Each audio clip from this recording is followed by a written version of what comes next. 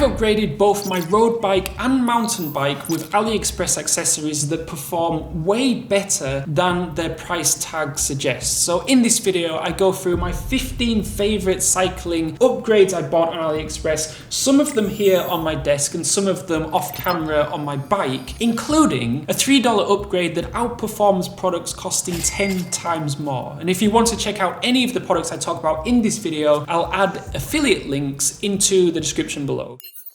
Let's start with these Giro Trixter gloves. So I'm very picky with my cycling gloves. I don't like gloves that are too thick, so you lose the kind of feeling of the handlebar grips. But I also don't want gloves that are so thin that they'll just kind of rip as soon as they touch the ground. But these Trixter gloves really hit the sweet spot between minimalism and protection. They're extremely lightweight and give you excellent bar feel with a very kind of thin palm, but they still offer enough cushion. I also like how the breathable upper mesh keeps your hands from getting sweaty, even on hot days. Now they're a little bit tight to wear, but once they're on, they fit like a glove. And I do like that there's no kind of Velcro. It doesn't need any Velcro. I mean, this is not coming off. It's very, very comfortable. The touchscreen capabilities work surprisingly well. So you can see here, it's a different type of material, which works surprisingly well for kind of quick phone checks. And while they won't provide super heavy duty protection for downhill riding, they're perfect for trail riding and for what I mostly do, riding on the road with my Trek Mani. And if you're looking for a kind of barely there glove that still offers some palm protection, the Trixters are definitely worth checking out. I'm very happy with these, and once they've worn out, I'll probably end up replacing them with the exact same pair, because getting gloves that fit like a glove, being as picky as I am when it comes to gloves, I'm quite lucky that I found these. And the best part, less than $20, an absolute steal. Now, moving on to water bottles. So I used to use these Rapha water bottles. I'm pretty sure they're not genuine Rapha bottles, as they were $5 from AliExpress. Although currently, if you're based in the US, they're on offer and you can grab them for less than $1 delivered to your door. You can check the link in the description below to see if they're still going for $1. They were quite good while I used them. I probably put about 1,000 kilometers on them. However, two problems with them. Firstly, they say that they're BPA free and they're safe to drink from, but I mean, they were $5 from an unknown brand, assuming they're not genuine Rapha bottles. And even though they probably are safe to drink from, in the back of my mind, I'm thinking, are they really? And the second problem, and this is a big problem, I was out riding with a group of friends a couple of months ago now, and we were in formation riding at about 32 kilometers an hour. And I think I hit some kind of bump, and the water bottle dislodged and fell on the floor. The person behind me, just in time, swerved and rode around the bottle. The person behind her, though, swerved a bit too heavily and ended up in the grass verge, upside down with her bike still clipped to her, but on top of her. And oh my goodness, I felt so bad because it was 100% my responsibility. The water bottle came off my bike and caused the accident. Fortunately, she was fine, but still, I felt absolutely awful and I lost complete confidence in the bottles. And even though the water bottles only came off my bike once in 1,000 kilometers, I could never in good faith ride with these bottles again, at least in group rides, which is why I bought these Topeak water bottles and cages.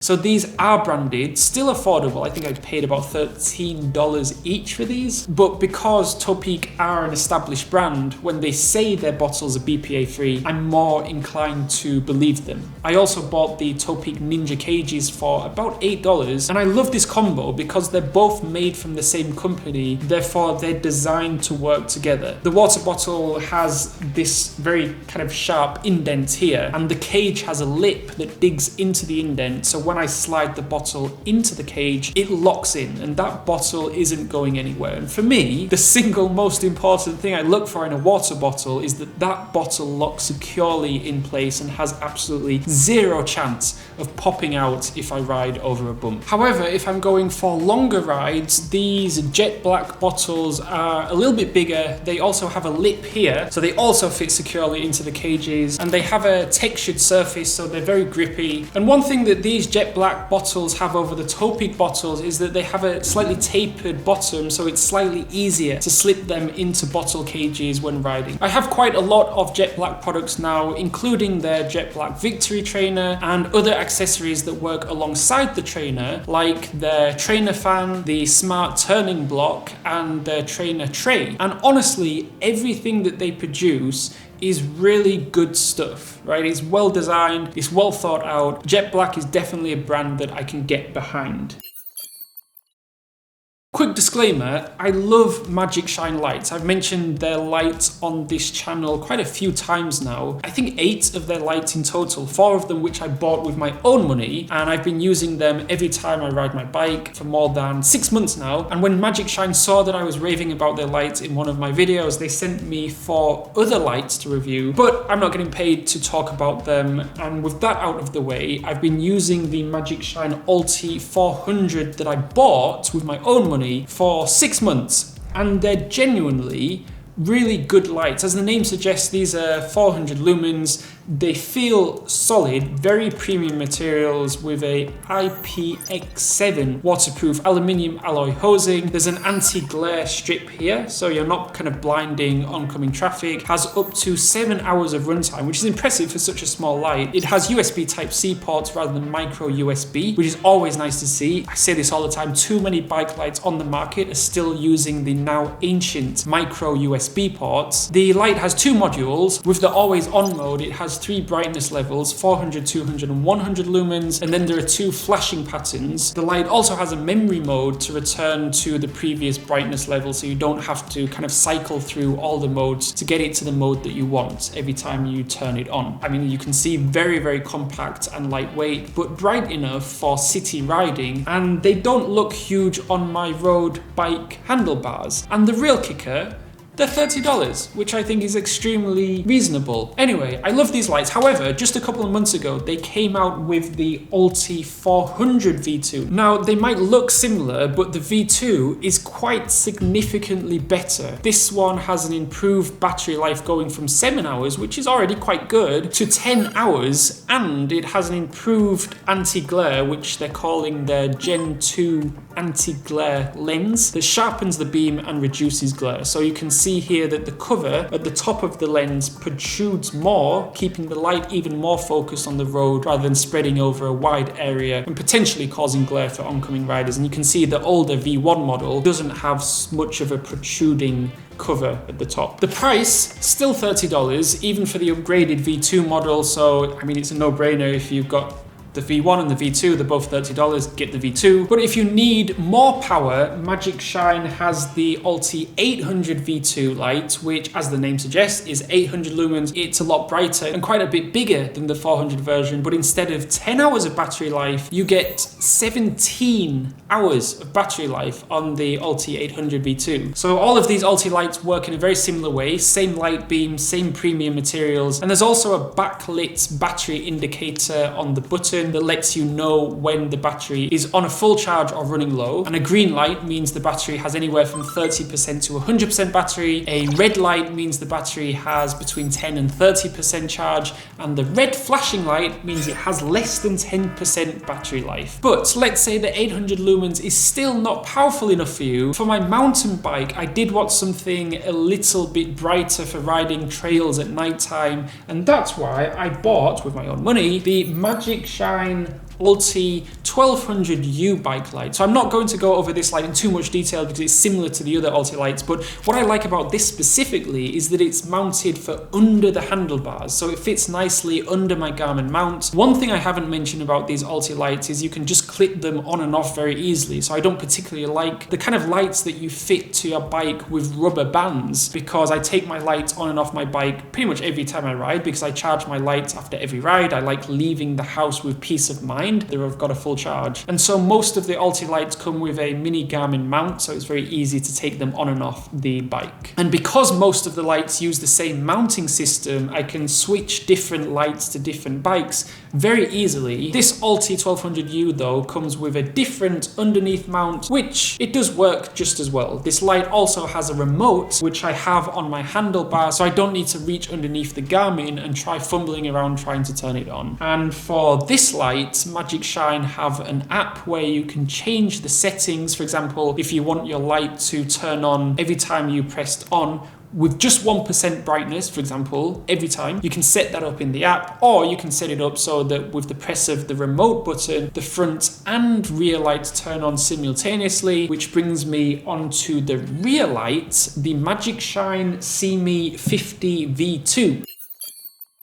So this light is 50 lumens, which is definitely bright enough for most people. It's extremely lightweight, weighing in at only 18 grams. The battery life outperforms a lot of other lights on this list at more than 30 hours. It has a smart sensor on it as well, so when you do slow down, it automatically brightens the light. For $25, in fact, I think I saw them going for $20, including shipping on AliExpress, which is a steal. I'll drop a link in the description below if you can find that, if it's still for $20, but this would make a really solid rear light for commuters. Definitely worth checking out. But if you're looking for a rear light that has a few more bells and whistles, look no further than the Magicshine SEEMEE R300 Smart Radar tail light. So I had been waiting to buy one of these radar lights for a while now. Ever since I read a few threads on Reddit, one of them simply asked, is a bicycle radar light worth it? And the responses were a resounding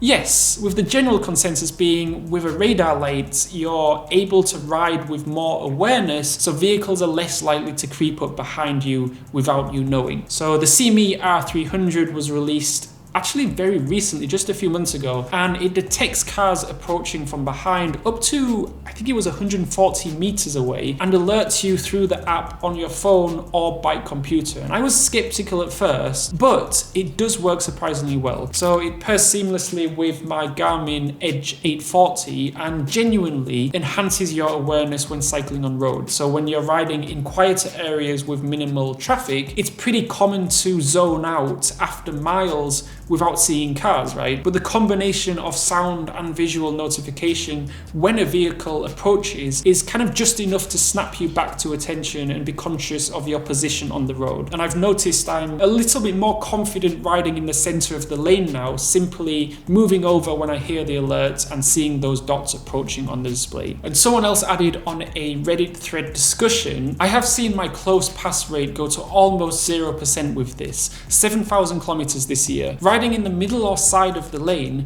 moving over as much as possible as it beeps when cars approaches, so they see you giving them space. Saying that though, it's definitely more useful when riding in country roads rather than in busy city areas, because quite obviously the radar will be going off quite frequently. Moving on to the light itself, it's crazy bright, 300 lumens on max settings, which is plenty visible enough in daylight. Battery life is decent too. I get about 6 hours with the radar running and light on solid mode, but you can stretch that to 15 or more hours in the eco modes. And the mounting system is secure. Again, I love it. These kind of mini Garmin mounts, so I can just clip it onto my bike very easily. So yeah, I really do like the SEEMEE R300. It's honestly one of the more impressive bike gadgets I've used that genuinely does make your riding safer. As always, I'll add a link in the description below if you want to check the SEEMEE R300 out. Moving on to other bike upgrades, starting with the RideNow TPU inner tube.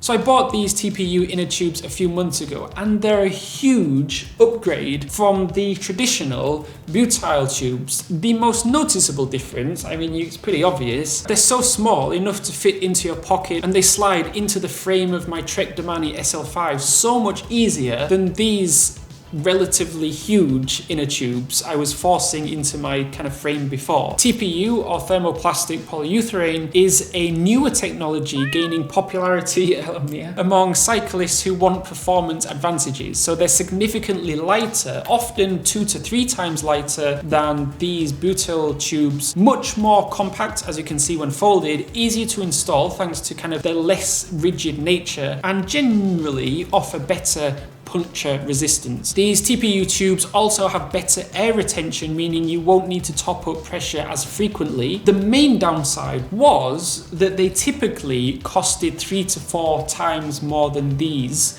However, thanks to AliExpress, they're now extremely affordable. I bought some for both my road bike and mountain bike, both costing about $7 each. So to me, they're a no-brainer. Much better than these tubes that I was kind of forcing into my frame. Now, I bought a Trek Marlin 5 a few months ago, and honestly, it just wasn't very comfortable. I felt when riding the bike there was just too much pressure on my wrists and forearms particularly, and literally after about 10 minutes of riding I had to kind of take a break. It was really that bad that I couldn't ride for any more than 20 minutes without having to take a break, which was weird because my Trek Domani SL5 has a significantly more aggressive riding position, especially now that it has a slammed stem. My Trek Domani was significantly more comfortable than my mountain bike. So my first upgrade were these 50/50 handlebars. They were quite easy to fit, they took about 15 minutes, and they really did help. They probably got rid of about 20% of the main pressure that I had on my wrists and forearms on riding. So a solid upgrade, especially for the $25 or so that I paid for them. However, I did some research on Reddit, and a lot of people were saying upgrading my mountain bike grips would make a huge difference to comfort. So I went ahead and I bought the Ergon GS1 Evo Grips. Relatively pricey at about $35, but oh my goodness, what a difference these grips made. If the handlebar upgrade improved the kind of wrist and arm pain by about 20%, these grips helped improve comfort by about 70%. They really made that much of a difference, which I really wasn't expecting. And the reason why they're so effective with relieving wrist and arm pain is because of the wings. So with the grip of a traditional handlebar, the pressure is kind of being forced into a relatively small area of the palm of your hand. But with the wings, the pressure is spread out across a wider area of your palm. The Ergon GS1 Evo Grips easily the best upgrade I've made on the Trek Marlin that I bought. However, they're not available on AliExpress, but the reason why I bring them up is twofold. Firstly, they completely transform my mountain bike. Secondly, there are very similar grips on AliExpress going for literally $3 to $4. So I bought a pair to compare these cheap AliExpress grips with the Ergon GS1 Evo grips. Currently, they're actually on offer for $1 with free shipping, linked to them below. But when I bought a pair a few months ago, I think I paid about $3 delivered to my door, which I really don't understand how a company could be selling these for $3 and still be making a profit. The quality of these grips are really good. Honestly, I wouldn't feel cheated if I bought these for like $20 or $25. They're a solid pair of grips. The rubber is very grippy, doesn't feel cheap in any way, and there's even a bracket here that can be tightened up with a hex key to ensure they don't slip around on the handlebars. When I took these out on the bike, the wings work in the same way as the Ergon GS1 Evo grips by dispersing the pressure into a larger area of the palm of your hand, rather than what traditional handlebars do where they just focus it on a smaller area. So they did make the bike more comfortable to ride. However, because the Ergon GS1 Evo grip wings are a lot bigger, the Ergons were quite a bit more comfortable than these AliExpress grips. The Ergons also feel just that bit more premium, even though there's nothing cheap feeling about these $3 grips. Hello Mia. If you put both these grips and the Ergon grips side by side, the Ergons do feel quite significantly better. Okay, come on, Mia.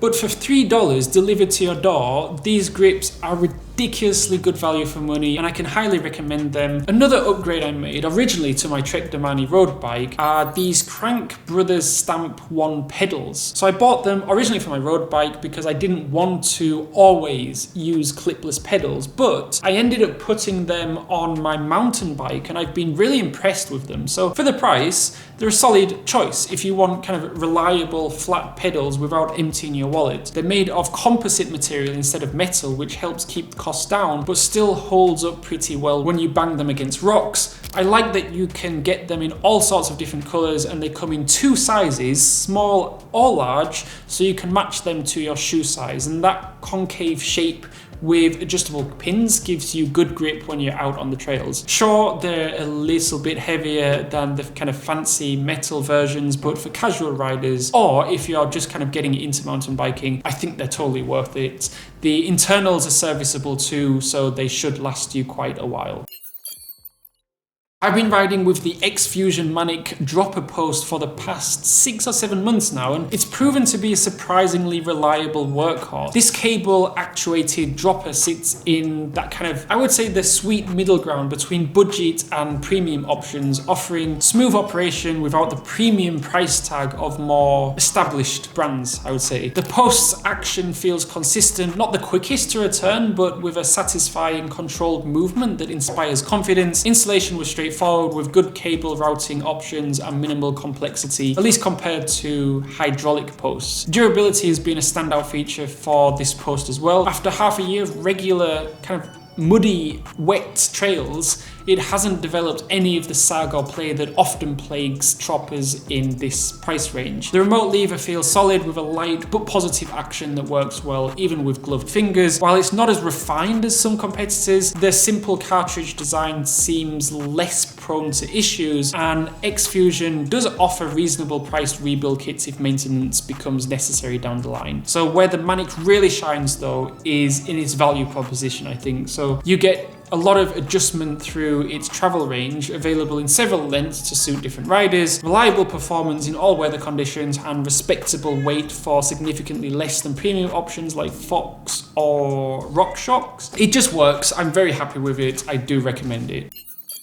Next up, so I've been using this AirTag saddle bracket for a few months now. I saw it on AliExpress. It was, I think, a couple of dollars, so I thought, why not? It's basically a bracket to fit an AirTag, so if my bike gets stolen, there's a higher chance, albeit still a small chance, of me being able to trace my bike back to whoever took the bike. The bracket mounts perfectly under the saddle, keeping the AirTag completely hidden from view, but fully functional. Installation took about 5 minutes with basic tools. I also removed the speaker from the AirTag so it doesn't make any sounds if the bike does get stolen, because obviously I don't want the AirTag alerting the thief of where it is on my bike. Removing the speaker took literally like 1 or 2 minutes, and it's very easy to do. You can just YouTube how to do that. The reason why I don't just put the Apple AirTag inside my Trixter SL5 carbon frame storage is because the carbon frame weakens the signal strength, so it stops the AirTag emitting the signal, and so you have to be right next to the bike to pick up the signal. Whereas with the saddle bracket, it's just plastic, so it doesn't stop the AirTag signal